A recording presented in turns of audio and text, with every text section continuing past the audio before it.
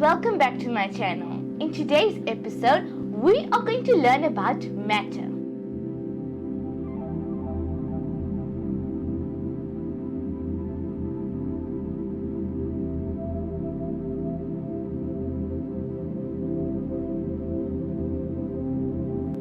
Everything around us is matter. The air, water, trees, plants, and etc. Matter is made up of tiny particles. These particles are so small that even the human eye can't see them, but only can be seen under microscopes. We can classify matter as either a pure substance or a mixture of different substances. So we're going to learn one by one. The first one that we're going to be learning about is pure substances. A pure substance is made up of only one type of particle. It has the same properties all the way through. Examples of pure substances include gold, copper, diamonds, and etc. A mixture is not a pure substance. It is made up of two or more substances or materials that have different physical properties.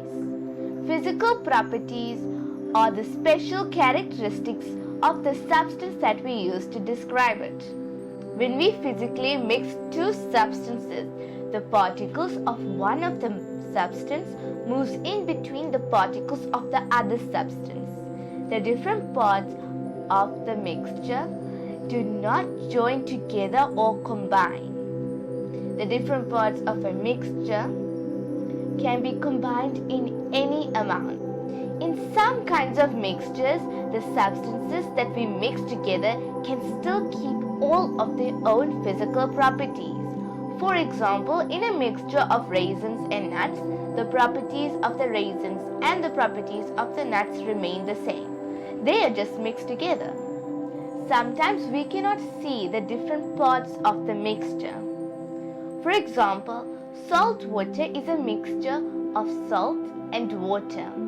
In this case, the properties of the mixture are a combination of the properties of the substances that were mixed together. Salt water looks like water, but it tastes like salt. We can separate a mixture using physical methods. This means that we do not need a chemical reaction to separate a mixture because the different substances in the mixture are not joined together. We can use their different physical properties to separate them. For example, in a mixture of mung beans and poppy seeds, the mung beans and the poppy seeds have different physical properties. The mung bean particle and the poppy seed particles differ in size, color, and shape. The mixture can be separated by placing it in a sieve. The small poppy seed particles pass through the sieve, but the mung beans do not. Now let's learn about the different kinds of methods of physical separation. The first kind of method of physical separation that we are going to be learning about is hand sorting. We can sort out a mixture that's made up of solid particles that have different sizes, colors, textures, or shapes by hand. Hand sorting is easy and cheap, but it can take quite long. For example, before fruit is packed and sent off to shops, it is hand sorted according to size and quality. The next kind of method of physical separation that we're going to be learning about is sieving. We use a sieve to separate a mixture of solids that have particles of different sizes. A sieve has holes in it that are all the same size. The holes catch the large particles and allow the small particles to pass through them. For example, we can use a sieve to separate a mixture of sand and old twigs. Filtration is the next kind of method of physical separation. We use filtration to separate a mixture of insoluble solids from a liquid. We use a filter that lets the liquid pass through them, but not the insoluble solids. Filtration is almost similar to a sieve. except a sieve is used to separate a mixture of solid particles that have different sizes, and filtration is used to separate a mixture that is made up of insoluble solids and liquids. Sand is insoluble in water. If we want to separate a mixture of sand and water, we can use a funnel and a filter paper. Filter paper is a material that has very small spaces that let the water particles through but not the sand particles. Another kind of method of physical separation is by using magnets. A magnet is attracted to iron. This is because elements like iron, cobalt and nickel are magnetic elements. Steel is also magnetic because it contains iron. In a mixture of substances in which one of the substances is magnetic and the other one is not, can be separated using their difference in properties. Magnets are also used in recycling to recover magnetic substances from domestic waste. For example, we can use magnets to separate a mixture of iron and paper. Certain solids can dissolve in certain liquids. For example, sugar can dissolve in water. In a solution of sugar and water, we cannot distinguish the sugar from the water. The solids that dissolve in the liquid are called solute, and the liquid is called the solvent. We cannot use filtration to separate a solution. The solvent particles surround the solute particles. So when we filter a sugar-water solution, the sugar particles move through the filter paper with the water particles. Both the water particles and the sugar particles are small enough to pass through the filter paper.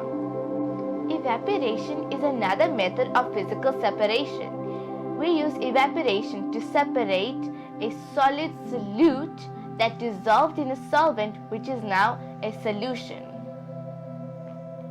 When we heat the solution, the particles on the surface of the liquid gain enough energy to escape into the atmosphere. If this process carries on long enough, soon all the liquid particles will change to gas particles and the solute particles will be left behind. For example, when we have salt as the solid solute and we dissolve it in the water which is the solvent, we get salt water which is the solution. When we boil the salt water, the water evaporates and leaves the salt particles behind. The last method of physical separation is distillation.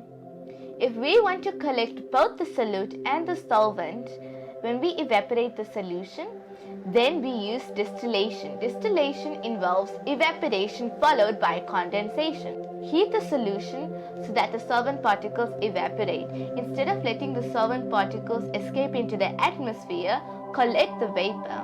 Then cool the vapor so that it condenses and becomes a liquid again. We can also use distillation to separate a mixture of two liquids. However, the liquids must have different boiling points. An example is a mixture of ethanol and water.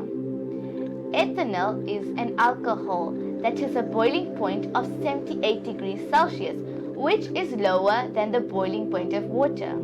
If we heat the solution and keep the temperature at 78 degrees Celsius, only the ethanol will boil and evaporate, leaving the water behind. We also use distillation to produce alcoholic beverages. We also use the same process to separate petrol, diesel, LPG gas, and paraffin from crude oil.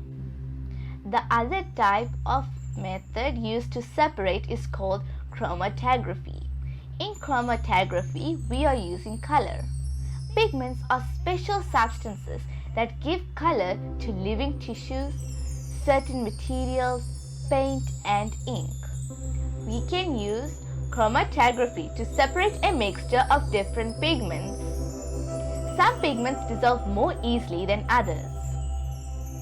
We can add a solvent such as water or alcohol to a mixture of pigments and let it travel through a medium such as paper. More soluble pigments will travel faster through the paper and cover a longer distance. Less soluble pigments will travel slowly and only cover a short distance on the paper.